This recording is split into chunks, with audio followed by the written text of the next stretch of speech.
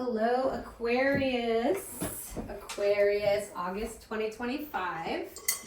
This is T-Bear with Quantum Connections Oracle with your check-in and general read here in August. Let's get started.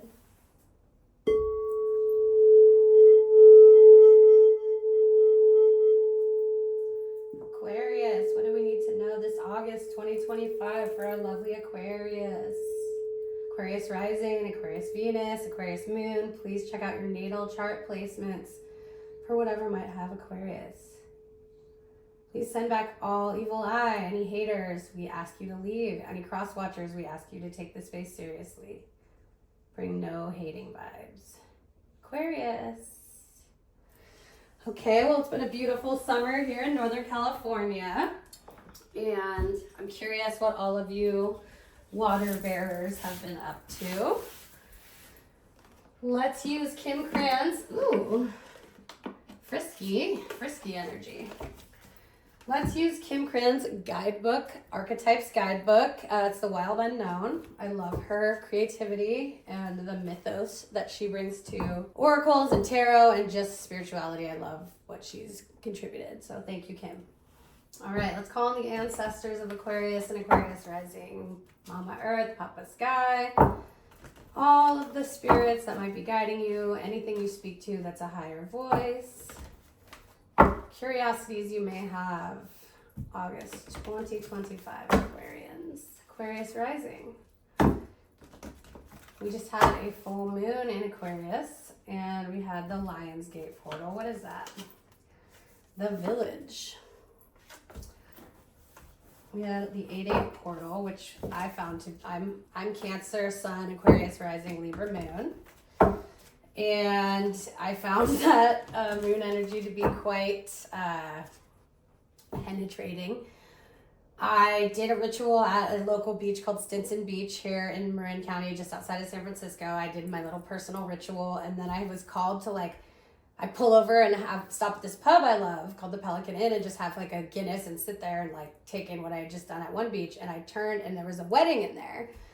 So I couldn't go in, and I was flipping around in the parking lot, and I turned around and there's John Muir Beach, and it's just about sunset, and there's this full moon right over the ocean, and me and my little dog Muffin, who you'll see in our shorts, walked up this huge hill. There was all these people on a bench kind of looking out, and then I saw the moon, and it was beam me up, Scotty. It just and I just sat there, and I swear to God, my eyes were about to roll back in my head, and I just took in so much moon energy. So Aquarians, I wonder if you had a similar experience, Aquarian rising especially, but I've been carrying that energy since that, and it's dissipated after Mercury retrograde kind of completed around the 12th, and I wonder if any of you guys, especially Aquarians, experienced any changes during Mercury retrograde. So any hoodle, let's get to what the cards have to offer. The Nectar and the Empty Room. Aquarius, spirits for Aquarius, ancestors of Aquarius. Please help guide me towards the best information I can deliver this August 2025. Aquarius, let's take a deep breath.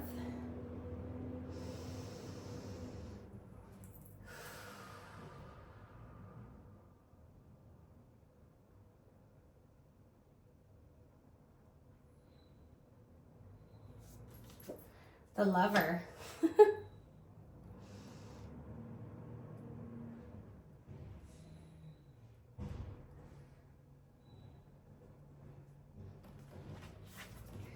The Crone.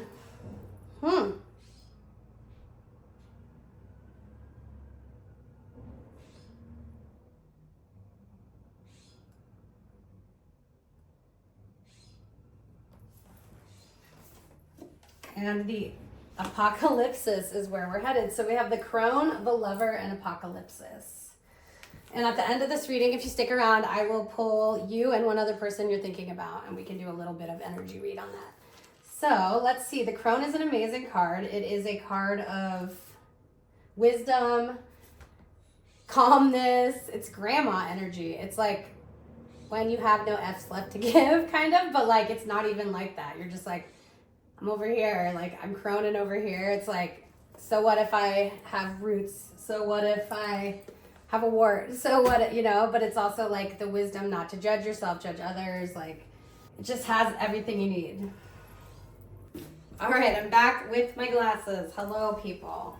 T-Bear over here. Okay. The crone is 87. That number might mean something to you. 87, the crone, the witch, the old woman, the sage. I burned white sage before this reading. The crone has seen it all. Nothing frightens or surprises her. She is final manifestation into the feminine trifecta of maiden, mother, crone. In her long life, she's witnessed endless cycles of death, sex, failure, rebirth, and conflict, and regeneration, giving her the ability to rise above the world of duality. She laughs at notions of good or bad, right or wrong, as she has seen the earth churning and smoldering, taking life and giving life. The crone energy accepts everything in, devouring beauty and suffering with the same mouth, using that's very Kali, pardon my neighbor's garbage truck. Maybe they take out some trash energetically. Her energy resides in all of us, though it's feared by most, its power and unconventional relationship with death and the macabre. Awakening the crone is dangerously rich and unapologetically magic. So, where you have been. All right, we'll just stick with this garbage truck situation. Okay, so have you been magic, clairvoyant, psychic, intuitive, and wise just a little bit ago, or vindictive, bitter, isolated, and ostracized? Aquarius rising, did you use that moon to beam you up to magic, clairvoyant, psychic, intuitive, out of vindictive, bitter, isolated, and ostracized is my question. Because you did develop. This is a developed place to work from. This is not, I can't remember what the last month's reading was, but might have been unseen. But this is like, boom, like this is like, now you're teaching. Now you're teaching the class, okay? And then the lover, that's a very like earthly 3D, like sensual, ready for love. It's like, it's ready for the love. Okay, so let's see here. The lover, a 95. That number might mean something to you. And I will say something, this last 2-3 months of reading that I've been on doing public readings, swear to God, there has been, like, Apocalypsis has shown in a crack. These 2 cards have come out for multiple reasons. I swear to God, there's only like 12 cards that have come out and 2 or 3 changed. So seasonally, I noticed that in my own tarot readings that I watch. Dove and Serpent Tarot is my favorite with Paul, and Ula Tea Leaf readings. You should go to their channels. They are like, but I noticed like a quarterly card that leaves my reads when I'm watching. Like I kind of count cards to see where I'm at. Sometimes I don't take what the reader says, but I energetically watch the cards, and like you're playing poker with your life, right? And I usually do it for my rising so that I can have the free will to look at it and be like, holy crap, I'm making a huge mistake, or wow, I'm doing good. Okay. So like that kind of development, you know, that is what we're doing here. And anyways, where am I taking this? I don't remember, but yep, development into the lover. I said 95, I believe. Oh no, I was telling you, ding dong. I was telling you the cards change quarterly, and ADD people. The cards change quarterly for me, and I can watch what's falling away from my life. And then sometimes I get scared because I've had a relationship or something that I've not been vibing with or like connecting with in a very reciprocal way, or I'm feeling resentment or whatever. Like a card will come in, like it'll be the devil that I'm like allowing that in, and it'll just like, oh, the devil was in the crack, or the devil's on the bottom. Or if you're like, oops, I kind of got back together with that relationship, the devil will enter again, and the card that's coming in on that quarter, like the Wheel of Fortune leaves. And so I kind of watch my free will. I'm like, oh shit, the devil's there. What is that? And then on next readings I'll watch, it'll be like the wheel's there and the devil's gone. So just think about your free will. I'm sorry I'm so freaking all over the place today, but that's just what's going on here. All right, the lover, the heart, the beloved, the devoted. Pulsing the heart of the lover is gratitude. The lover appreciates and experiences the world through senses, reveling in beauty, song, art, music, sense, and sensuality. This energy awakens at the tip of our tongue when we taste the sweetness of honey, kiss a lover, or speak gentle words to a child. The lover lingers in foreplay, aroused not by getting there, but by the slow merging of self and other. This energy is usually experienced for short periods of time.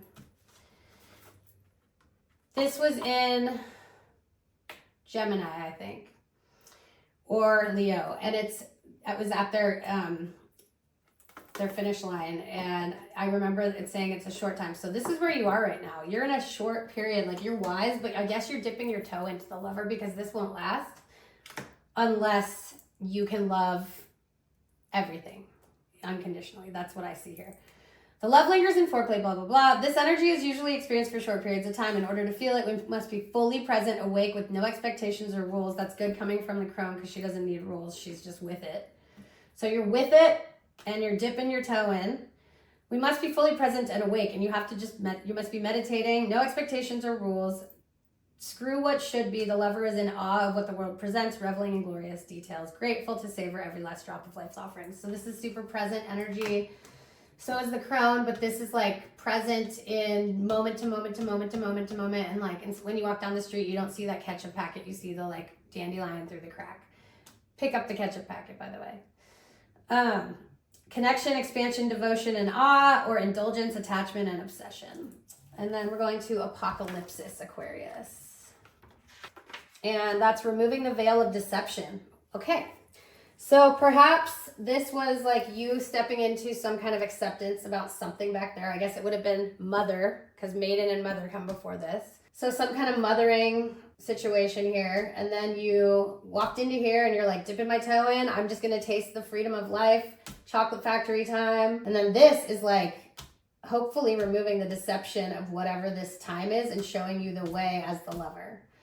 So Apocalypsis indicates a particularly painful time, one that unfolds when two disparate dynamics occur simultaneously, pulling the psyche in seemingly opposing directions. The first is the lifting of the veil. This means truths that have been kept in the dark are revealed, seen, and unearthed. No matter how relieving it is to witness them come to light, an element of despair and grief follows. The second dynamic is the regeneration that comes from the wreckage of the revealed truth. The old narrative breaks and a new story forms. Apocalypsis energy is similar to a forest fire's devastation for the sake of regeneration. The veil lifts and we see who and what has been hiding. From the nakedness of truth, a child is born. Have faith in the process. Hold on to your center. That is the only way. A child is born. So in a way, this is like a child was born, a maiden, mother, crone. Like a child is born from this perfectly centered place to dipping your toe into life. This is fear too. Like if you're not doing this with every moment and your future or past, which is worry and fear, I guess. This would just be like sexy times, which is fine. But I think based on knowing so much, you're not going to waste your time just for sexy times for that long. So figure out what, and sexy time could be like you doing woodworking and like someone bugging you on the phone and you not turning off your phone. Like be present, right? Like the lover could be like the lover of like, dude, chaplaincy. It could be like freaking self-love, get your nails did. Like, but then removing deception, this is like the death card kind of, and you know, it's like death. I wouldn't call it the tower. I would say transformation. There's an eye staring back at you. There's flame shooting out. Like it's very knowing. So we're kind of, this might have been like a little bit of a pause that it looks like it was necessary to like feel joy because it seems like there has been grief. Based on this, it says there's been grief and motherhood's grief. So you walked into the crone. The crone is like the grief. I think you're just accept grief. So you kind of embody grief as a crone. You're like, what's up? I'm grieving all the time. I'm dying. The lover's like a baby. And then this is going to be like, what's become of the baby? Like, who's this baby? So let's look and see. I want to take this just a bit further with some energy. Let's see Aquarians, Aquarius rising. What's been surrounding this situation that has made it a certain way? The Mountain. See, I told you that's like one of the 12 cards that always comes out. That's just, that is coming out of a hot, fiery cave. I would say that's before a crone happened. Or turning into the lover, hot, fiery cave. Like the crone was up the witch on the mountain. The box. Yeah, that's a box right there. This is a light shining out. This is the same color as this. This is kind of how I always look at it, is like this turns into this, or this turns into this. Color-wise. The box and the mountain. And I'll tell you, the box came out. This is so crazy. Like this deck has so many surprises for us that we haven't even seen. Let's try one more, is like how this apocalypsis is going to remove and what veil and what might be exposed just a little bit. Like Aquarius. Two things. This has not come out. This has come out in the last reading. I think that this reading is mirroring Leo and Gemini.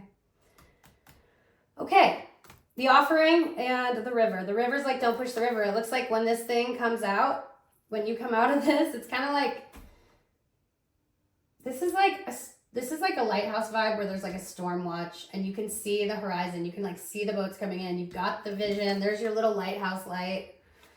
You see it from the mountain before you even knew it was a lighthouse light. And you're watching like a second universe, multiverse, you go out. Quantum physics. Multiverse, you go out as the lover, but you can see it from the lighthouse because you're the crone. And you're like, oh my God. Okay, you know how it's like choose your own adventure books? Did you guys ever check those out? Or maybe there's a video game, but like you go through and you're like, Tommy and Timmy are like on a boat for the summer doing Alaskan fishing. Oh no, like they read enough Nancy Drew and now they're like running into, you're going to run into a freaking kraken, okay? It's like, if you want to throw yourself overboard in the life ramp, turn to 88. If you want to jump in the water and smack the kraken, turn to 81. And then it's like, do you want to go home? You turn, and then it gives you the next part of your adventure.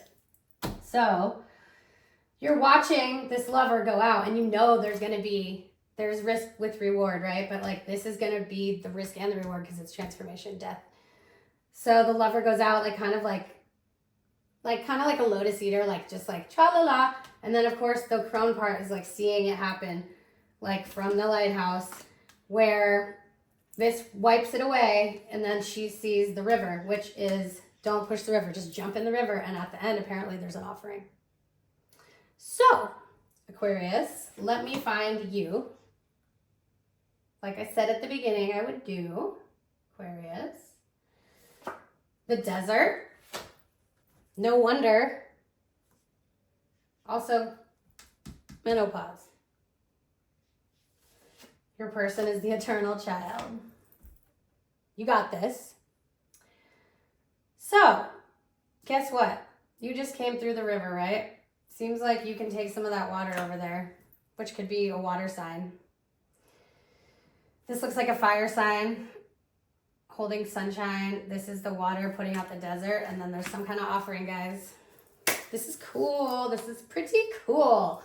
This is like a protagonist's journey. This is like part deux. Like the crone's done, right? So this is some kind of like extended story. Like this reminds me of like you accepted something and now this is like chapter two, or it was chapter 2 all along because the crone put out her light to like let that multiverse you go out. Holy mackerel. Holy Moses. I'm feeling like this is complete. This is complete, people. I am so happy for the Aquarius rising. I recommend you listen to the Gemini and Leo or Leo rising, Gemini rising. There's, like I said, like I'm only seeing one card. This has been in a cut. One card in the last 3 months that's new from everything that's been circling through this time period. So this is a huge deal, I think, because I know those cards are coming. Whatever's coming is coming and it's being offered. Thank you so much. Please like, share, subscribe. T-Bear with Quantum Connections Oracle. Much love to all of you who are stopping by. Bay Area Deadhead, music lover. I'm always curious what you're listening to. And just so grateful you're here. I'm so grateful you're here. Celebrate. Love you, Aquarius. Aquarius rising. See you next time.